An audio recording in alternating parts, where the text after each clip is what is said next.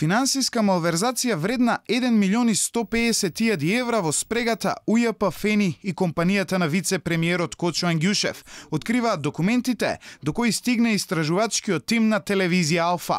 Документите кои ги открива Алфа покажуваат дека Energy Delivery Solutions, која во моментот на скандалот беше во сопственост на Ангјушев, со државни пари од УЈП си го наплатила долгот од Фени во висина на споменатата сума, со документ кој е издаден пред датумот на добивање на одобрението. На 28.7.2017 година, Фени и компанијата на Ангјушев потпишале договор за цесија, со кој се предвидува дека со долгот на УЈП кон Фени за поврат на ДДВ ќе се покријат долговите на Фени кон ЕДС. Овој договор е склучен токму во периодот пред стечајот на Фени, што отвара сомнеш дека компанијата на Ангјушев знаела дека ќе се случи стечајот, па преку цесија на ДДВ си го наплатила долгот. Најфрапантното во случајот е тоа што во договорот помеѓу Фени и ЕДС двете страни се повикуваат на одобрение од УЈП за поврат на ДДВ, издадено еден месец по потпишувањето на договорот, на 14.8.2017 година. На 27.7. компанијата на Ангјушев и Фени знаеле дека УЈП ќе им издаде одобрение на 14.8., односно 16 дена подоцна.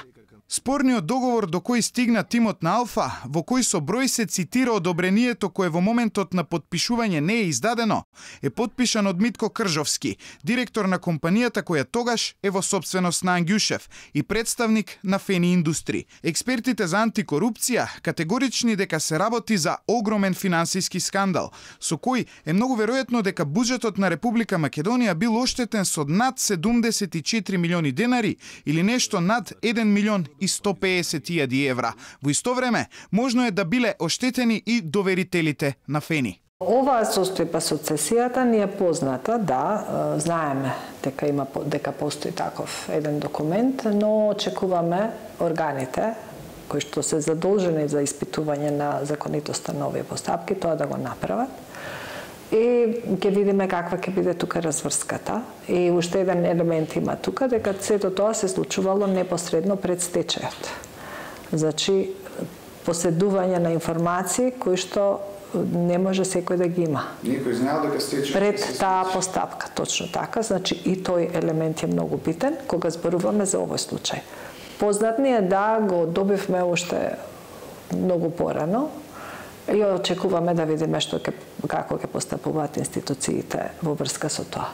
Според познавачите на состојбите, во овој случај истражните органи треба да одговорат чија е одговорноста и како фирмата на Ангјушев можела 16 дена пред издаденото одобрение истото да го добие со архивски број.